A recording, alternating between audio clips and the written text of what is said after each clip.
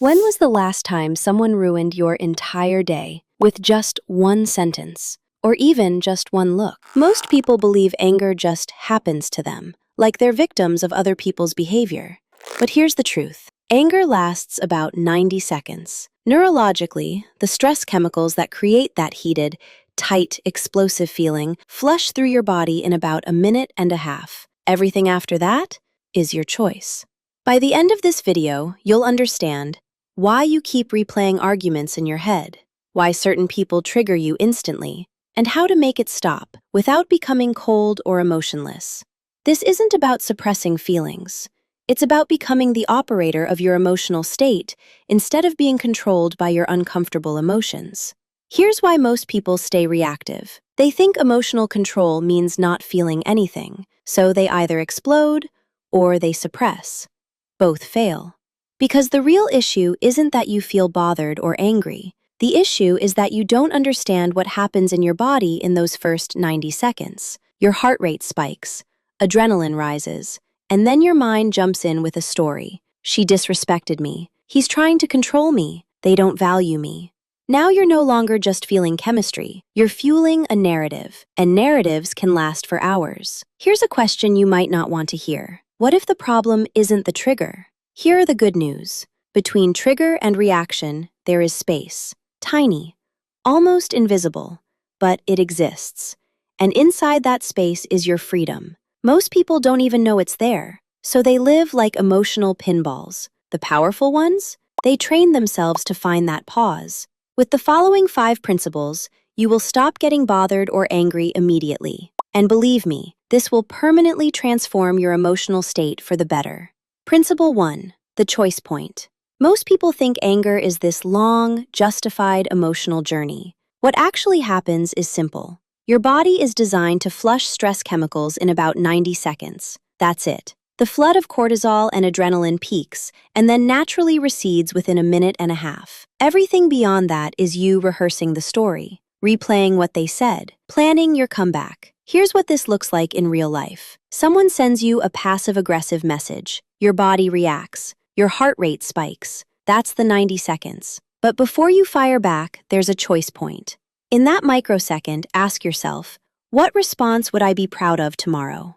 That question activates your prefrontal cortex.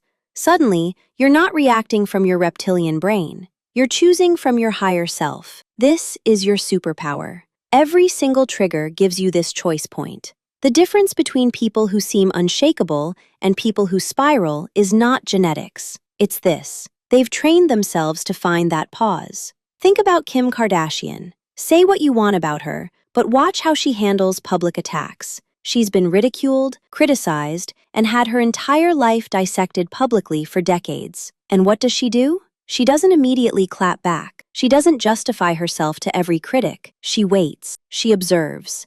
Remember when she was robbed in Paris? Traumatic, public, and humiliating. Her first instinct could have been to spiral, to react, to make emotional statements. Instead, she stepped away from social media. She gave herself space. When she returned, it was measured, strategic, on her terms. That's understanding the choice point. She decides what serves her long term, not what feels good in the moment. Now ask yourself, do you respond like that? Or do you give instant access to your nervous system? Principle 2, the observer self. Most people become their emotions. They say, I am angry, and they believe it completely. But that's inaccurate. Inside you is a part that can observe your emotions without becoming them. You notice, anger is arising. My heart rate is increasing. But you don't become the anger. You observe it like weather passing through. Here's the deeper layer. What you call anger usually isn't anger. Anger is a security guard. It shows up to protect more vulnerable feelings like hurt, fear, or shame. When someone criticizes you and you get angry, you're often not truly angry. You're hurt that they don't see your value. Anger feels safer than vulnerability, so it volunteers as the spokesperson. Here is a real-life example. Your partner forgets something important to you, and you explode. The anger says, you never pay attention, but underneath is hurt. Do I not matter to you? When you address the hurt instead of expressing the anger, everything shifts. "I felt forgotten" gets a completely different response than "you never remember anything." When you learn to observe and identify the emotion underneath, you stop being hijacked. You can experience any feeling without being controlled by it. That shift will change your relationships fundamentally. Principle 3. Reframing and trigger mapping. We all have people who push our buttons, but your triggers are not random. They follow patterns. Authority figures, being ignored, being corrected publicly. Usually, they mirror something old. Maybe it's people who remind you of a critical parent, situations that echo past rejection, words that hit old wounds. When you map these patterns, you stop being surprised by your reactions. Here's a powerful shift. Most people see difficult individuals as obstacles. What if you see them as emotional trainers? Every person who triggers you is showing you exactly where you need to grow. That critical boss? They're training your resilience. That passive-aggressive friend? They're developing your boundary-setting skills.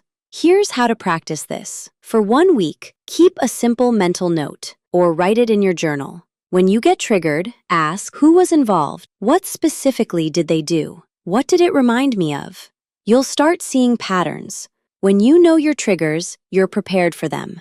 Knowledge is power. You see the landmine before you step on it. Principle 4. Compassionate boundaries.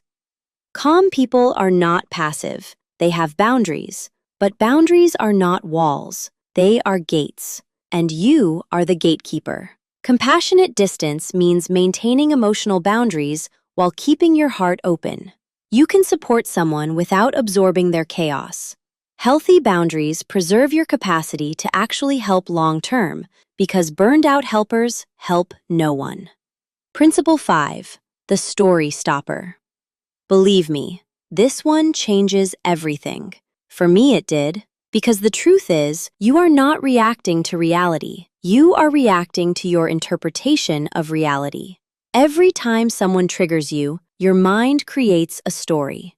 They don't respect me. They're trying to control me. But those are interpretations, not facts. Example: your boss sends a short email with feedback. Story 1.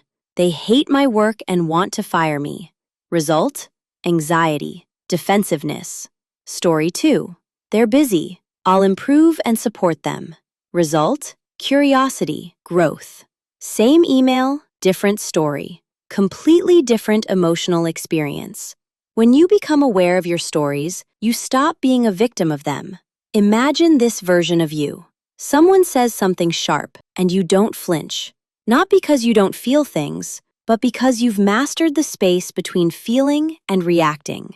The person who never gets bothered isn't born that way. They practiced the pause until it became automatic. So here's the real question. Next time someone tries to trigger you, will you react? Or will you find that space of freedom and become untouchable? Once you internalize this, you stop being the person everyone can manipulate. You stop giving away your power every time someone says something provocative. You become someone who can experience any emotion without being controlled by it. That person is already inside you. They're just waiting for you to find that 90-second window and to make a different choice.